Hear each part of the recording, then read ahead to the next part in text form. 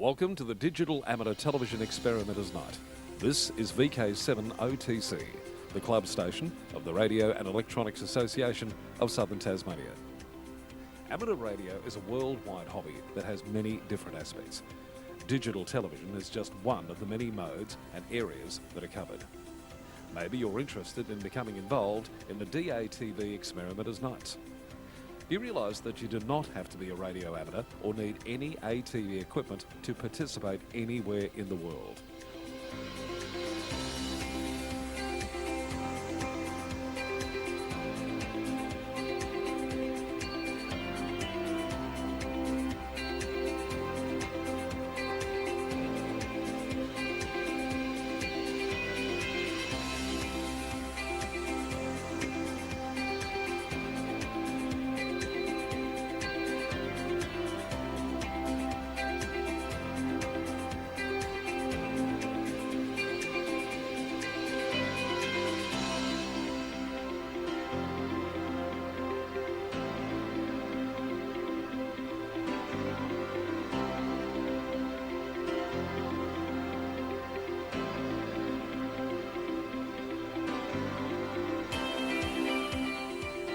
Also participate on the night by coming up to the Queen's Domain club rooms.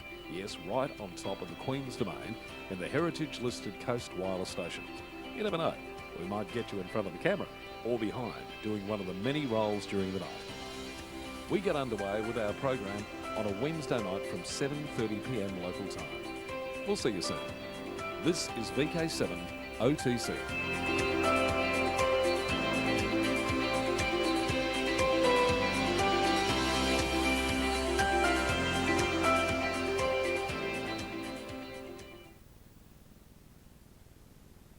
Speak from that side. So if I end up pointing at the wall, you'll understand. Okay, let's... Oh, that was a bit of a nasty transition, wasn't it? Pretty abrupt. We're here. This is VK7OTC, the club station of the Radio and Electronics Association of Southern Tasmania with our DATV Experimenters Night. And I think we're streaming. Everything's telling me we're streaming, but I am not quite sure. It hasn't come up and given me the ability to do some changes. So, we'll see if we get some comments. Well, if somebody is out there and watching the stream, please, no, I won't try that today. Please let us know. Oh, we've got two. Okay, somebody is out there. So, fantastic. And if that other person who's just come on the stream can let us know. It's very laggy. Oh, okay. Ooh, yes. We've actually got a bit of a streaming issue. It's actually telling us we've got a streaming issue. Okay. Haven't got very much bandwidth. Yeah, okay. Yeah, people are doing some things out in the studio, because we are hardwired in here. So not sure. Very laggy. All right. Hello, thank you, FNA Films. It's very laggy, and David Goodrick. Hello, David. Apologies if it is a little bit laggy. We've got, I think we might have bandwidth issues. Oh no, we're back. No, we're back. No, we're not back. Anyway, hopefully that will come right in the fullness of time. Yes, you are very laggy. Oh well, you know, I try to lose weight, but it just doesn't work. Oh no, that's saggy. Ah, sorry. So, I have Richard here. Thank you, Richard. Hello. G'day. How you going? Ah, fantastic. Living the dream. It's Friday for me, mate. I've got it 5 days off. Thursday, Friday, Saturday, Sunday, Monday. So this is RD leave. It's actually really, in honesty, it's actually very poorly organised people that probably should have done stuff weeks ago. Okay. Yeah. What's the rush? Well, What's the rush? Okay. Okay, so that's excellent. Well, I took Monday off as a recovery day, I've done that as well. but I have to do. I do have to do a number of things to improve things. So anyway, we'll we'll get there. It will all happen in the fullness of time. That's exactly right. When the phase of the moon's right. Now, the reason I've got Richard here is we had the Winter VHF and UHF field day results come out in the not too frame rate lag can be from hardware maxing out in OBS. Yeah, don't think it's that because we haven't had that issue before. But anyway, we'll keep a bit of an eye on it. And hello from Ken, VK7DY, portable VK4. So he's up in Queensland. I hope. Would have a banjo with him. Yeah, well, he's it's the Tasmanian Bluegrass Association, so I hope there is a banjo in there somewhere. So anyway, the Winter VHF UHF field day results came out. And we did okay. We did pretty well. We actually did pretty well. If we whiz through to past all this just initially, there is a wonderful little chart here which shows us... There we go. So, of all the states, VK7 actually had... Highest participation. The highest number of stations and the highest number of submitted logs. It's still a bit perturbing that we had 40 stations participate and we only had 24 logs put in. Yes. So it will be virtual smacks. Correct. virtual smacks, and we. Oh, I should stop looking at it because as soon as I look at it, it goes into bandwidth issues. Anyway. So that was fantastic. We had highest number of participants in the field day. Now there was a number of sections that we did pretty well in. The very first one is obviously the single operator 24-hour open section, portable, which was taken out by Murray. Yeah. With 16,619 points. Then if we go down to the portable single operator 8-hour, I actually came third, and that's the single operator 8-hour 4-band section. Now the interesting story with that is Richard and I tried to do a 10 gig, which I did a little feature on here. As to why we think it didn't happen, which is probably good it didn't happen because that kept me in the 4-band section, and I actually came third, and I came third with all of 1,739 points. So I just went, okay. Now there were a couple of others here. There is VK7 LAG was in the same section. VK7 Whiskey November. So Warren, who's out in the club rooms, and newbie. VK7 LEE, Lee, who also chimed in there. And we also have, then in the open section, so the any number of frequencies, portable, 8-hour, we've got Andrew DeWater, VK7DW, up north, who came in with 18,903 points. We've got yours truly, Richard, came second in this one with 354 points, so not that far beyond Andrew. And then we've got Peter Dowd, VK7 PD, who was operating with Andrew. He was, I think, yeah. Who came in? I think Peter was doing a few other bits and pieces, and I think they had a few other extra guys come on 1296 up there. Okay, which is good. Yeah, using their antennas. Yeah. So that's fantastic. So came in with 17,039 points. So excellent, fantastic. There's also the home station 24-hour. In the 4-band, we've got Ron Mann, VK7 RM, Anthony, VK7 ZTA, Gary, VK7 JGD, and Brian Watson, VK7 KWB. And in the multi, we haven't got anybody. And then in the home station 8-hour 4-band, There is, in fact, VK7EV, Eric, up north, and I think it was Eric's first field day contest, I think I heard him say. 11,005 points. He actually took that out because it was just 2 metres. That's single band. It's 1105. Sorry, 1105, Yeah. sorry. And so that was the single band, so he took that out. Mm-hmm. Then in the 4 band, we've got Andrew as well, DW, ZRJ, Hotel, so Hayden, who's out there.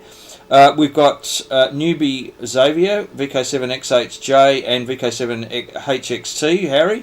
So they came in. VK7ZPD, KPC, and AN, Alpha Nancy. LEE should probably. And VK7ALH, so Ross up north. Yep. VK7IT, who is Lewis Snare. Now he was in he's just upgraded. He came down and did an assessment with us from up north, and VK7PD. Yeah. So really good. Now this need is to train people into clicking the upload your log now. correct. Now this also Your computer will be contains- locked until you proceed. Well, exactly. And one of the key things that both Martin and Richard emphasised to us is when you receive these in the field day contests, you also get another document, which is the analysis of your log, and it's always worth having a look at it, because this is where you work out that you wrote down that grid square locator wrong and then got it continuously wrong every time you reworked that person. Remember the golden rule, VKCL. If you're on FM and the contact's not green, then you've cocked up. Well and truly. So it's always good to read that, because you go, that's a stupid error. I just did this. I could have, there goes a couple of 30 pointers, or there goes heaven forbid if it's on 10 gigs and it's a long distance contact. You've just ditched a couple of 100 points. So Ask us how we know that. oh yeah. So it's worth actually. It's actually worth us. It's worth checking it, and it's worth making sure you spend the time to get that right, especially the first time, and then go from there. So there you go. Now, David, actually your sound is coming through perfectly. It's just the visuals. Okay. Sorry about that. Yeah, sorry. Yeah. Oh well, just great face for radio. Yeah. And audio great, no problems. I'm 30 kilometres north of Warwick. Well, there you go. So greetings to Ken up in VK4. So good stuff. All right. Now, this weekend is the preeminent amateur radio contest in Australia, the Remembrance Day Contest. So Richard took us through in his presentation the other day what, and Martin as well, what the RD was all about. I just thought what we'd do is maybe go through some of the frequencies, because we've got a little bit of a split not split frequency, but a couple of options available to us. Well, it's a plan, a cunning plan. A cunning plan. I did like Hayden's title on your video. It should be as popular as Baldrick. But look, last year I think you would agree that specifically 2 metres, 144, so like channel 50 was quite busy. Yeah. So 70 centimetres was a bit too. There's a bit of a typo there, 493. But anyway, Yes.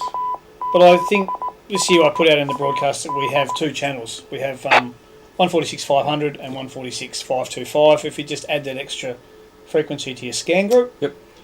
Then if you want to have a listen on 2 and there's lots of people talking, then go to the other one and call. And I think the same, probably to a little bit of a lesser extent on 70 centimetres, like sort of 439 and 439.025, just to have another channel that. Correct. And And again, if people put it in a scan group and have it on scan, then you'll hear when it's free or when it's busy. So Well and truly. I think that'll work. And in the memories, I've actually got it so that I can just scan one after the other. Just you literally go through it. So and emphasise your point that you made in the talk was don't sit there in a pile up and wait. And wait, and it's we're all sort of humans, and you sort of like to try and you've got your list of stations that you've sort of got right. I'll get him, and I'll get him, and I'll get him, and you're sort of waiting, and your brain's going, move on, don't hang around, just move on. But so you just need to just keep moving, sort of along the lines of Martin's sort of bum in chair. You need to actually be making contacts too. It's really easy to sort of get caught up in sort of not making contacts. In waiting. That's you hurry up and wait. Yeah. But 6 metres, of course, really 525, 52525 is probably the go-to. But look, some people might, if the signals are not too good. I know I've worked a couple in previous years on 5150 because signals have been pretty low, and all people have had antennas that are cut for the bottom end of the band. And also the 52525 means that the standards can operate, whereas the 5150 they can't actually operate 50, 51, only 52, 53. So so that takes it. But I have to admit there hasn't been that many pile-ups, piles on 6 metres. There certainly hasn't been too many. Although we've got the ability to have pile-ups on 1296 150. Well and truly. So and I hope we do. Sure, imagine that. Oh crap, I couldn't make a contact on 1296, it was too busy. It was too busy. There was too many people on. Oh, I love it. Right. I love it. So just a reminder, the Remembrance Day, Remembrance Day, remember. Okay. Remembrance Day is all about remembering those that made the ultimate sacrifice in World War II, in the hostilities in World War II, and at the beginning of, so 15 minutes before 0300 UTC, there is a bit of a broadcast. They get a special guest in to talk about the RD and talk about their connection with the RD, and then they then have the roll call, which is those people who did make the ultimate sacrifice, and then it all finishes right on 0300. Yeah. And it's actually a bit of an uncanny silence because there's a minute silence at the end. Correct. And you sort of watch the clock tick over, and it's like, oh, so who's going to be the first? So nobody wants to be that one. That just comes in a bit early. Oh, false start. We have a false start.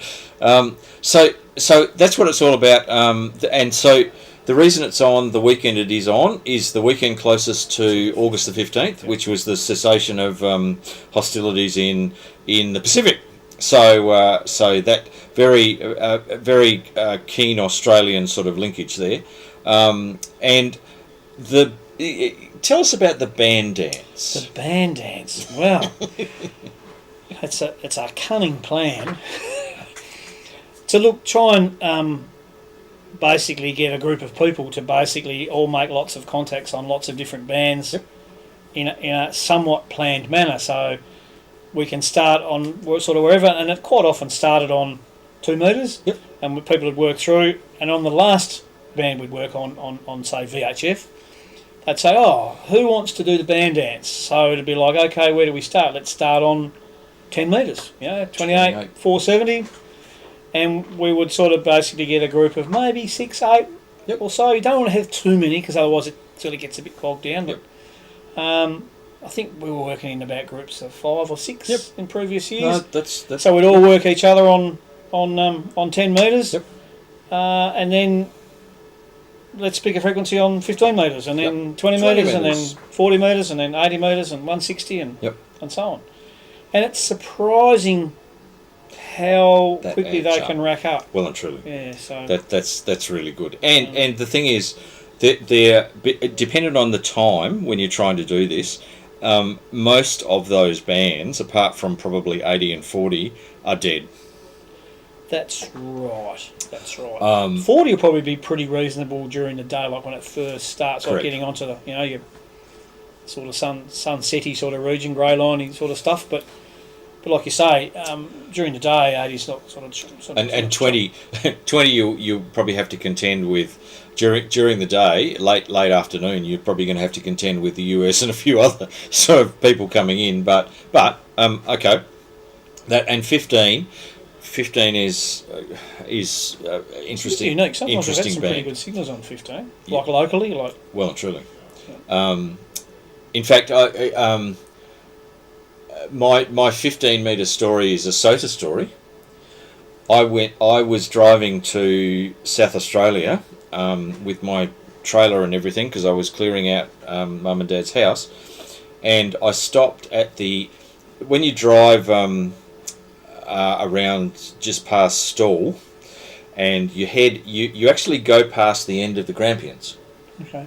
It's the very end of the sort of the mountain chain that is the Grampians, and there is Mount Zero at the very end, and it's a pleasant walk, and it's a 15-minute walk up to Mount Zero. I think it's like a 4-pointer or something, and so I thought, it's a 5-minute drive in off the highway and 5-minute drive back out. I'll do that. As it was, I chose a day that was like 35 degrees, so that was a bit. That was a bit okay, but that was all right. Took water with me, whatever else. And I went to 15 metres. I did the normal contacts, got all the contacts, usually on 40, got all the sort of the local contacts, and I thought, I'll try 15. So I went to 15, put out a call, just kept calling, and I was about to stop, and this guy came back to me. He was an AA for something, wow. And it was like he was standing next to me. Excellent. And I spoke to him because I said, "Hang on, and he said, "Oh, I'm in somewhere in Colorado and blah blah blah blah blah." And I went, "Hang on, what's the time over there?" Because I thought, this is the middle of the day over here. It must be the middle of the night over there. Yeah. And he said, "Oh yeah, it's about 1 o'clock in the morning or something, And he said, "I'm actually out camping." And he said, "I couldn't sleep, so I turned the radio on." Wow. And I just sort of went, "Wow." Welcome to 15 metres. And that was the FT817, so it was like 5 watts. 5 watts, yeah. 5 watts. That's excellent. So 15 metres, if it's open, it's open. So yeah, that was good. No, look, that's the plan. So hopefully Cool. we can rack a few up and just Excellent. Just get people on and Yep. And now contesting software of choice. look. I admit that I use VKCL. Okay. I used to use the VK5DJ DJ? RD contest, Did I? and I don't know why I stopped. I didn't stop using it for any particular reason. I think someone might have said to me, "Here, have a look at this one. Look at this one. And this is how it works with OmniRig, and wow, isn't this cool?" And it covers all of the WIA and more. Yeah, and look, it Contests. works quite nicely. I've had it hooked up to my 9100 and 9700. Yep. Okay. And it's sort of pretty nice. The other bands, like for 3.4 and 2.4 and Yep. 10 gigs and stuff, I'll just do that manually. But Yep. I did read the section on the transverters, but I read you it got to once work and off then I those sort of read it again and offsets. then went, "I'll worry about that Yeah. another time." You got to get the offsets right, or else, because what the offsets do is on a transverter, you're obviously converting to a lower frequency, IF, to an IF sort of frequency, a 2 or 70, and you can put the offsets in, which then do the automatic calculation. So what comes up in the display on the software is the actual frequency that you're using. So, but it can be a bit tricky to get those right. That's right. But look, I think VKCL's pretty good. Just go through and again, just make sure. My only thing is to just check that you've got the call sign right. In the AD, of course, the traditional exchange is 5.9, blah blah blah. And look, I've had it before where someone, because I've got a pretty crummy system on HF, someone will only give you maybe 5.5. You need to make sure that that's what you only write down 5.5. That's what you record. Because it's just another thing that you can get wrong. And phonetics, make sure you've got the call sign right. Like again, on VHF locally, it's not too bad because most of us know. Correct. Most of us, the voice. But when you're working, obviously the mainland guys that you maybe don't Yep. work, and keep an ear out too, because you'll hear some of the predominant people that obviously Mike VK7AAV that writes Well and truly. the software. You'll probably work him if you can. Well and truly. And you probably work 5DJ as well, Yeah, actually. He's usually and on. 4SN, the contest manager. So some people to keep an ear out put for. a shout out to them, and yeah, I take the opportunity to thank them because they're supplying that software free and doing upgrades and updates to them all the time. So it's the service they provide. The only thing I might mention too, which is reasonably important, is like it's really important with WSJTX, but with logging, just make sure your time's right. Correct. And look, it's maybe worth clicking on the Windows Sync Now to the interwebs. Like, you don't have to be within nanoseconds, but actually, the thing I'm about to show you, I'm actually going to go to another PC. I use Dimension 4 on my Windows boxes. Now, Dimension 4, if you put in Dimension 4, it's a bit of free software, which is a time sync software. It just sits there. You can put in the time sync service and how often you want it to go off, or you can just let it go and it does it. But because I had on this machine, it used to drift something terrible. Okay, yep. And so I use Dimension 4 in there and don't have an issue anymore. Okay. And of course, you need to be reasonably accurate from a time point of view with any of the WSJT modes. So if everything's right from the audio to the connection to the rig and the computer and all of that sort of stuff, but you're still not decoding, check your time. Because you can see the signals coming in the waterfall and the whole bit, but absolutely no decodes. Time. That actually that was drilled into me from one Mr. VK7MO. Funny. Could be the same.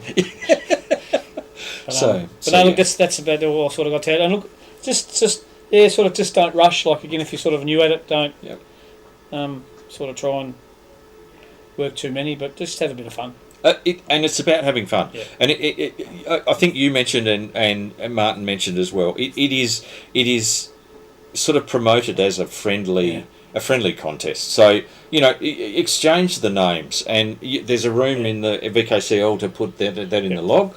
And each time you then contact them subsequently, that name comes up, which is always good because it helps. And I've said a few times that quite often we only talk to people, Ron. Sort of.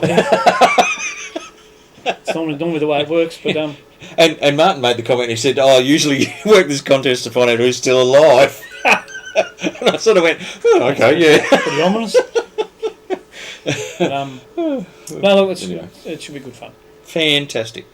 Okay, thank you, Richard, and you're welcome to stay around because we've got a little Arduino project.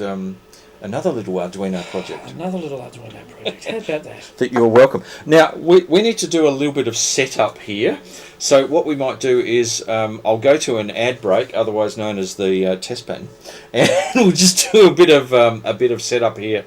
So just stay tuned. And by all means, those people who are on streaming, if you could do a bit of a shout out if you're out there and watching, just to give us a name or a alias or something and where you're from, it'd be fantastic because we can see who's out there and do a bit of an acknowledgement. So we'll just take a little bit of a short break and we'll head to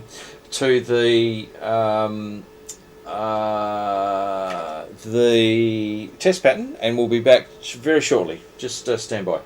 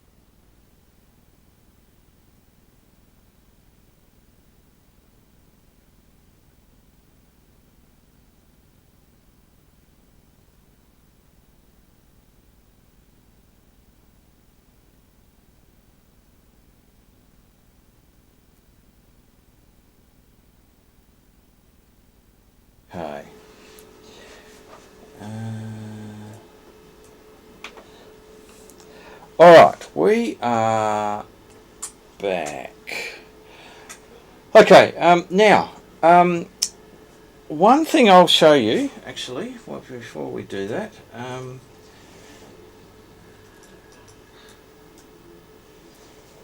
alright, that was a bit of a nasty change, wasn't it?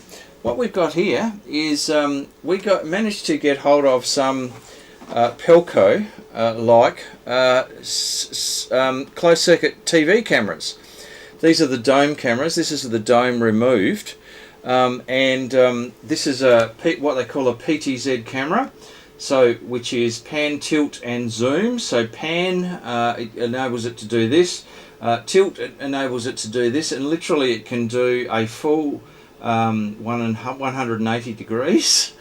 So from one side to another, as well as pan, as well as obviously zoom on the camera as well. And the zoom on these cameras is pretty phenomenal.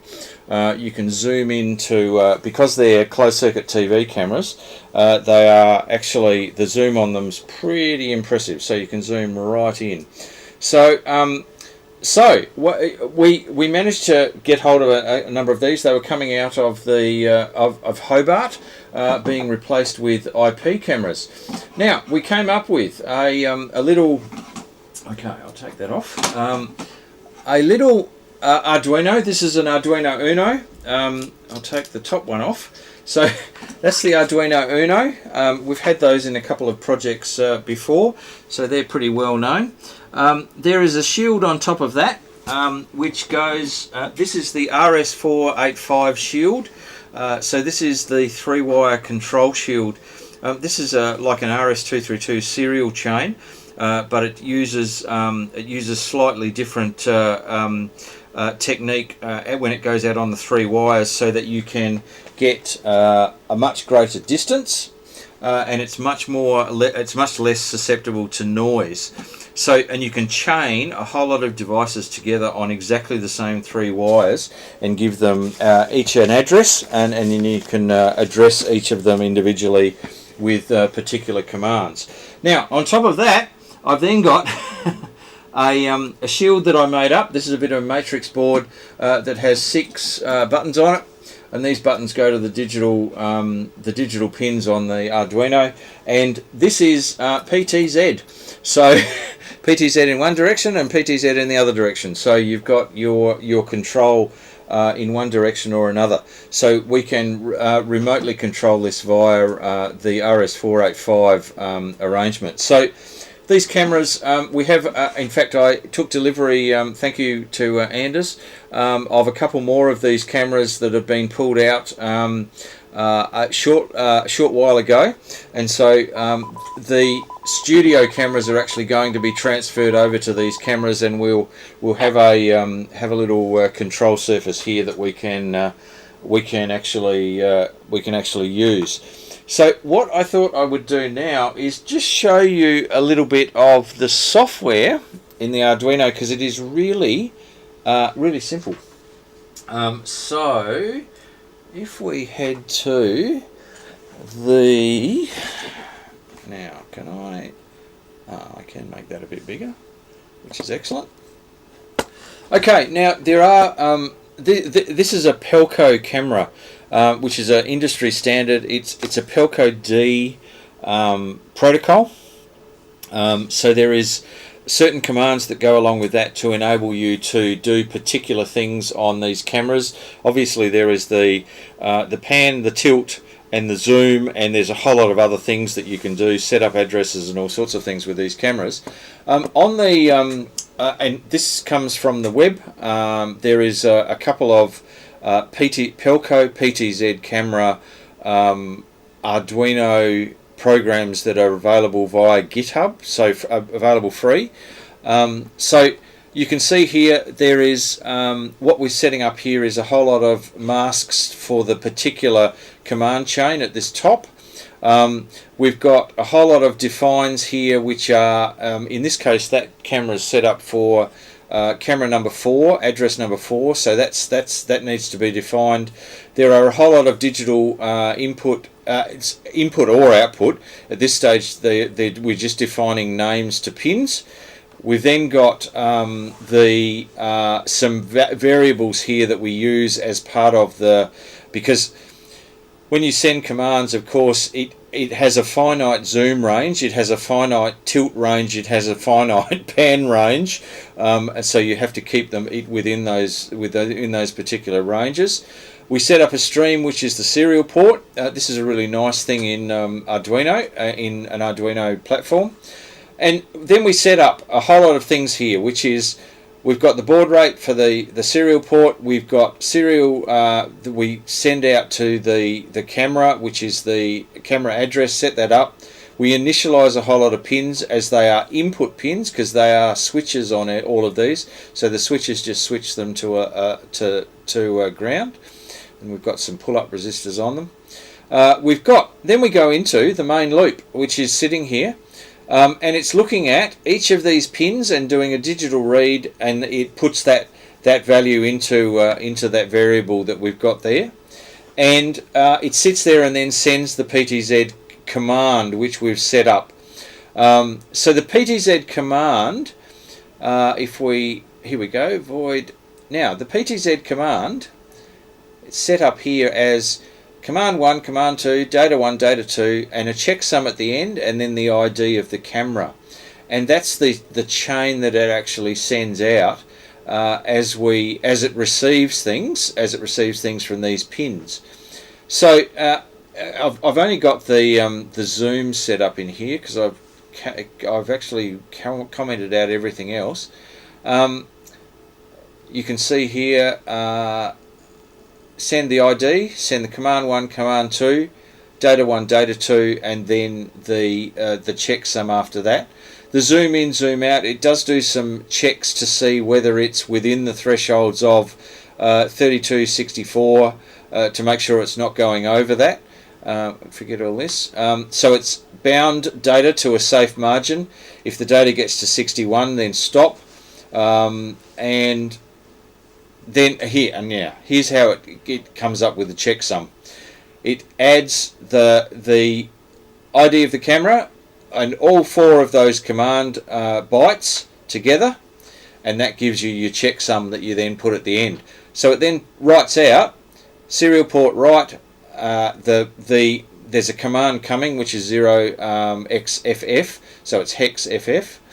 Then it writes the ID, command 1, command 2, data 1, data 2, and then writes out the checksum. So that's the sequence that it sends out to send a command to the camera.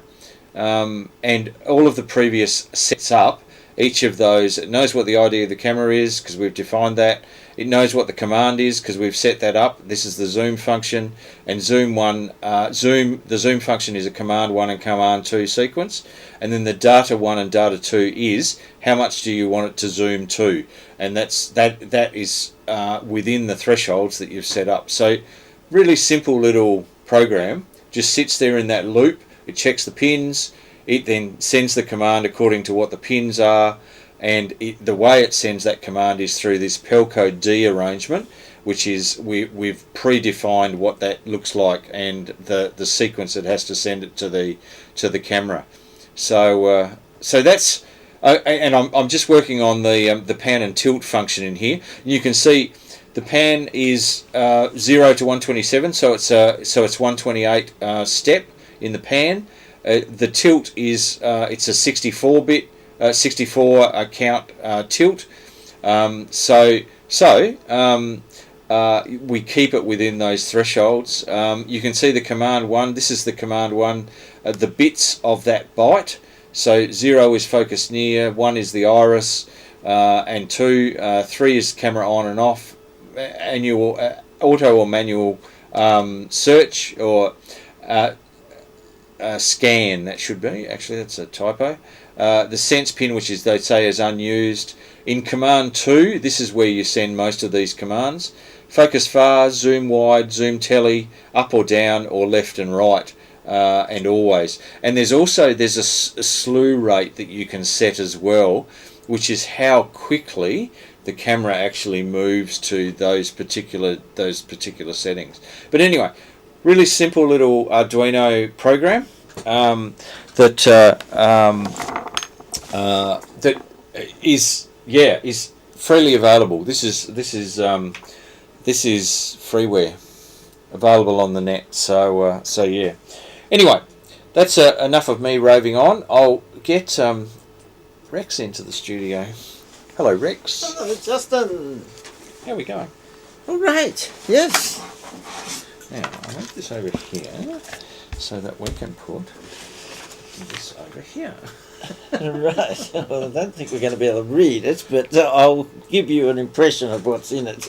No. That's I just wanted to show YL Corner. Now, this you probably should show this to Linda. I reckon I will. Oh, well and truly, because this might be something that they can introduce into their own column as a historical piece. Well and truly. Yes. Well and truly. So we're talking about AR December 1957. We are. I'll give you a little bit more background. The reason I even found out about this is that the WA historian Peter Wolfenden, Yes, VK3RV. sent me a draft article that he's writing for AR Okay. about the introduction of television into Australia for the 1956 Olympics. Yeah. And in it, he had a quote from my mother's column in AR in 1956. And I thought, Hang on, I didn't know about that. no. And a few emails went back and forth. He says, oh, yes, your mother wrote a column for about 2 years. And There you go. anyway, I love it. there's a VK6, I think his call sign's UUG, Right. who's scanned Oh, yes. Scanned all of the the AR. old copies. And so I went in and had a look for this YL column. And in reading it through, many of them, my mum really just introduced different wives of hams with stories of, Right. and so forth. Okay. But this particular one she wrote and called it "What is a Harmonic?" And I'll just briefly quote a few things. A harmonic is a son of a ham who for the first few months of his life squeals with the piercing intensity of a solid heterodyne. And then between the ages of 2 and 4 he spends his time turning dad's switches on and off and calling CQ, SEEEK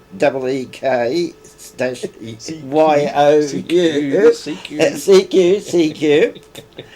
At 6 he builds his first wireless set out of a fruit box and some coils from an old bed and so forth.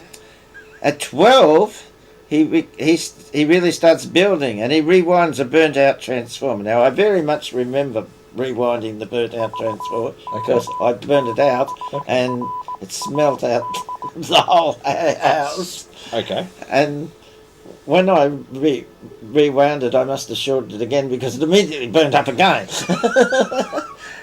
And then she goes on like at 16, you know, he's got radio equipment on top of his wardrobe. There's side cutters in his bed, etc. Now, I would have been 15 when she wrote this, Okay. but she goes on and says things like, at 18, his reading is completely comprised of radio books. Well, it still is, but... And the house is full of stuff. Now she made a few judgments about the future, which didn't turn out to be exactly right. Okay. But she talks about he got interested in VHF, which was true. He borrows his dad's QQE/40 Valve, yeah. Transmitting valve. She didn't actually get that quite right. It should be a QQEO6/40, but you know she's obviously picking up the language that's going around. Well and truly. And then she says he switches it on, and up goes Dad's QQE. So now none of this has actually happened, but the basic message is very accurate. Is based in fact. Yes. Well, not in fact, but it's the sort of things that would certainly happen. Happening. Yeah. Okay. Now, I mean, I must have known about this and I've just forgotten it. Yeah. But to think that, I mean, I've written a lot of stuff for AR, but to think that my mum actually wrote a column for 2 years. Well, and did your dad write columns for AR? No. Okay. Not that I'm aware of, but looks like I'm not aware of a lot of things. Yeah.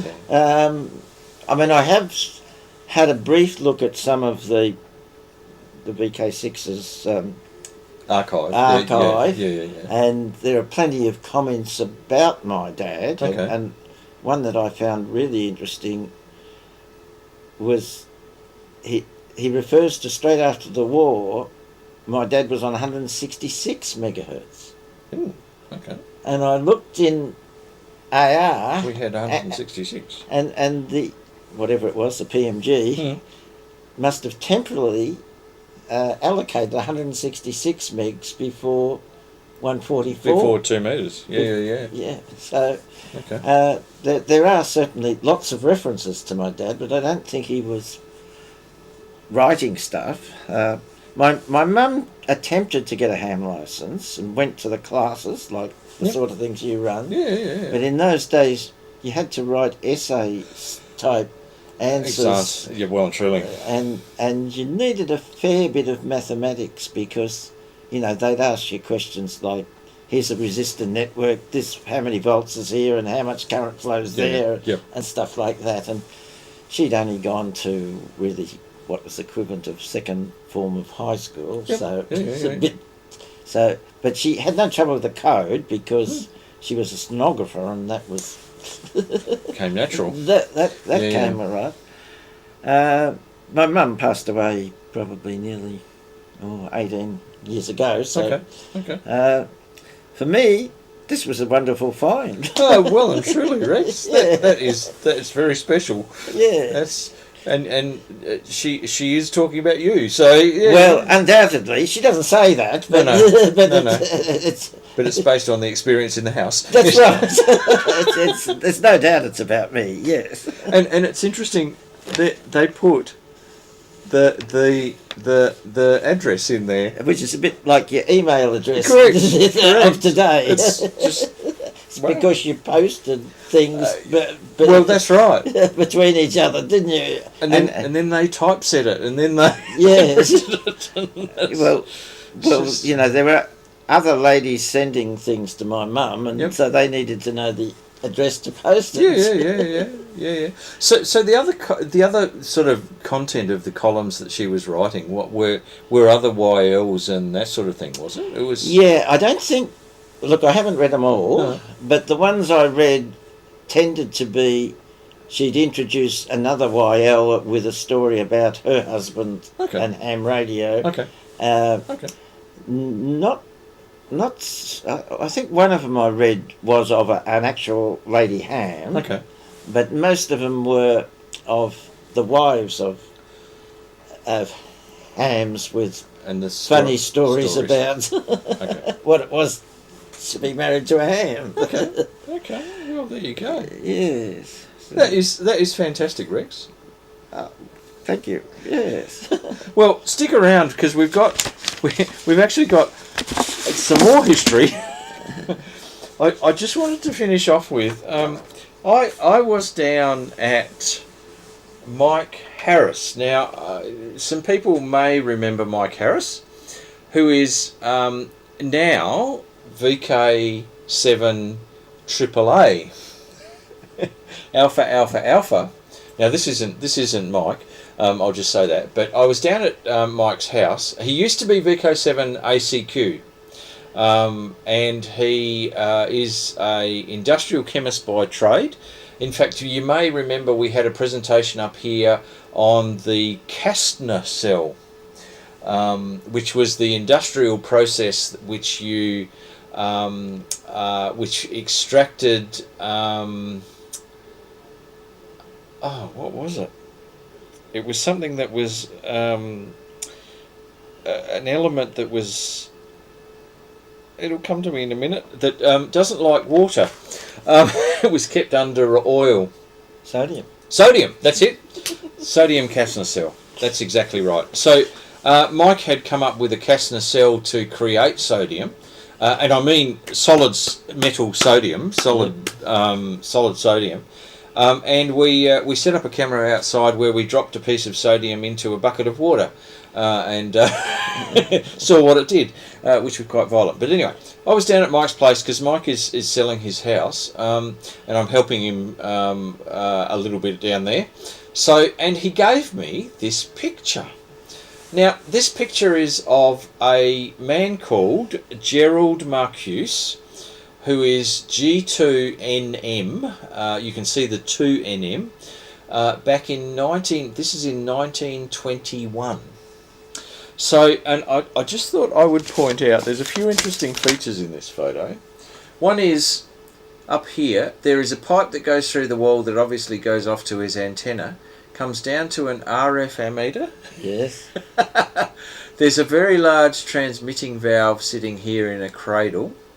There are some interesting tuning arrangements here. There are the coils where you could move them in relation to each other.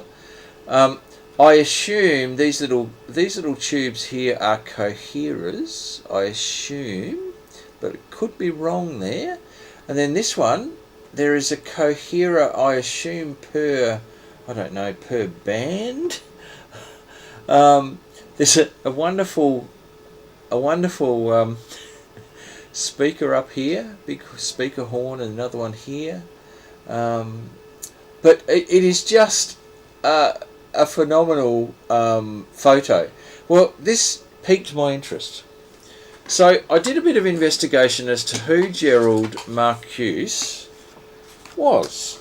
And there is a wonderful little historical article here written by G4JNU, Peter Smith, on Eugene Gerald Marcuse of 1886 to 1961. So he had a pretty good innings.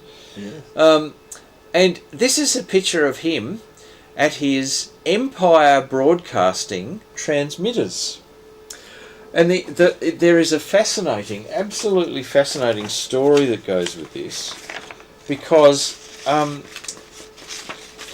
Gerald Marcuse was very early on involved with radio experimenting.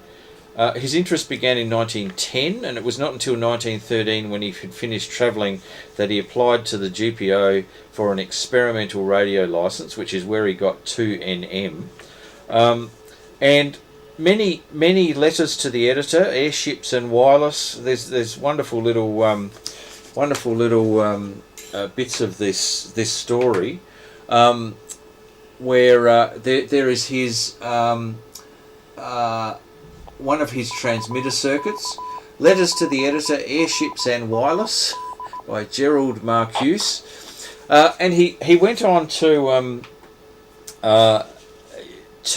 start up and promote and start to do local, what he was calling broadcasts, which expanded out to, like, his transmitters were like 2 kilowatts. Right. So, and then he started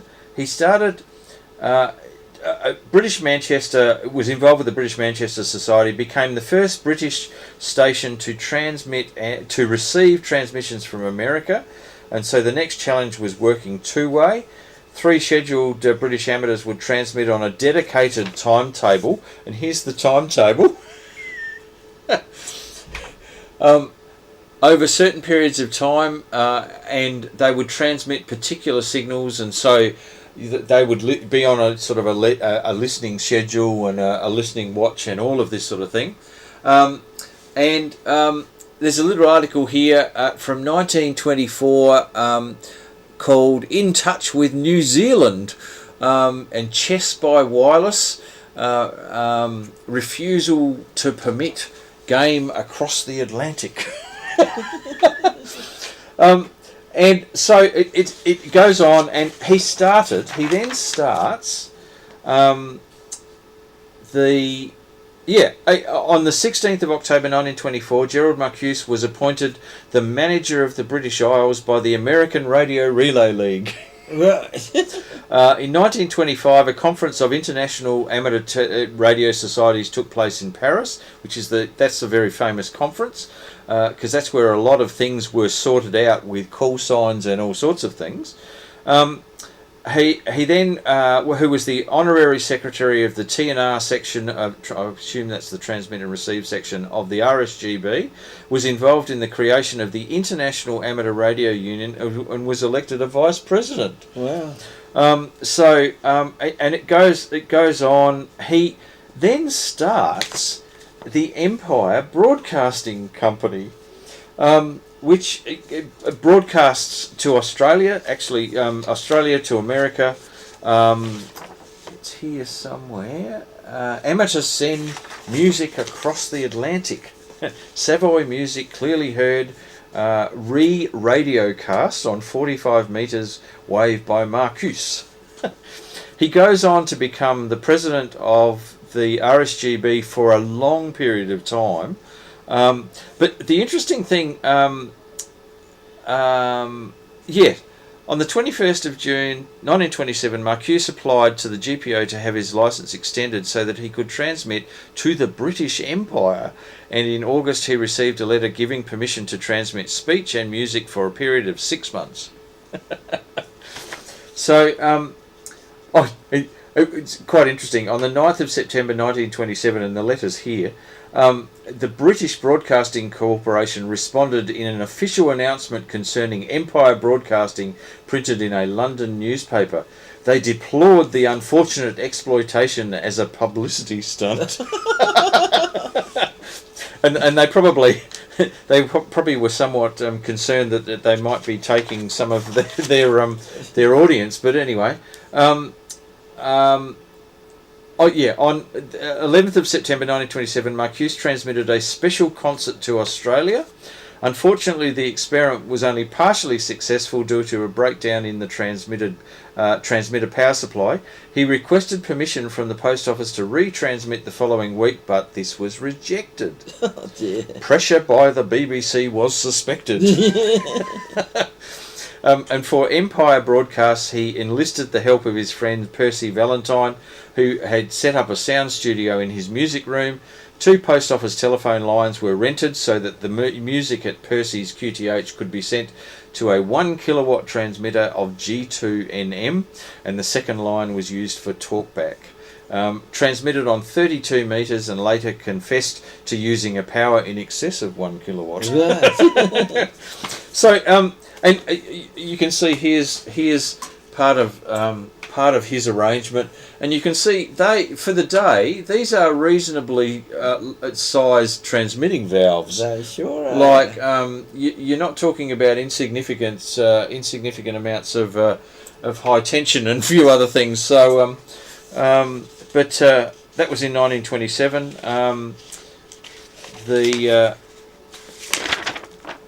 He then agreed to take office, and there is now I was reading. Of course, this is now wartime, and so he sonning man to aid RAF radio plan. Talks about him helping out the RAF in building radio transceivers for their planes. This is just before the war, 1927. So 1938. So just as the war started. Now where I saw his RSGB, because he went on to become the president for quite a long time.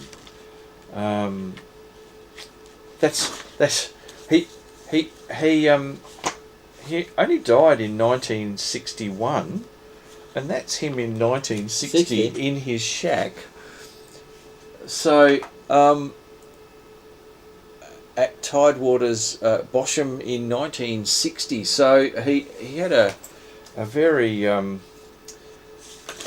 long and prosperous life. Mr. Marcuse made radio history. Mr. Eugene Gerald Marcuse, who made history as a pioneer of the BBC's Empire Broadcasting Service. I think they got that quite a little bit wrong, actually. Died at his Bosham home aged 74, and it goes on and gives a bit of a history of him. But fascinating, like absolutely fascinating history of somebody who, and Coombe Dingle, Caterham, Surrey in 2014, which is now a nursing home, has a plaque on it saying, from this house, during the year of 1927, Gerald Marcuse G2NM made the first broadcast to the British Empire. So, anyway, you just you handed a photo, and you start looking and go down quite an incredible rabbit hole of this guy's history. So, just thought I'd share that with people, and I'll leave this up at the clubhouse because it's an English shack in 1921 by what I think you'd call a enthusiastic experimenter. And yeah, so there you go. Gerald Marcuse, and that came from Mike Harris VK7AAA, who people might remember. He actually sailed into Tasmania with his family on a yacht after a couple of round the world arrangements. He ran a software company, runs a software company called Yacht Reps that yachties, I understand, still use. So yeah, he he's an industrial chemist by trade. So there you go. What sort of age is he? Sorry. The Harris guy. What sort of age is he? Oh, he would be in his 70s. Yeah. Oh, okay. In his 70s. So was he a G originally? He's got a G call sign. He's got the software company is actually set up in New Zealand. He spent some time in New Zealand. Okay. Has been certainly been all around the globe and sailed all over the place. He's a very experienced world sailor. So he showed me a whole lot of wonderful books he's got of the navigation channels for yachties that yachties use that are based all the way back to sailing ships and the sort of the paths that the sailing ships used to pick up the like the roaring 40s and pick up the winds and these have then been developed into charts which are available. So if you're going from England to Australia, these are the sort of the well-known paths that you take, because you will, and these are paths that are built on experience. Yes. To get the maximum amount of winds and all sorts of stuff. Winds and current. Well and truly. Yeah. So and they're fascinating to look at. So yeah. Anyway, I'll just do a quick finish off. Reminders.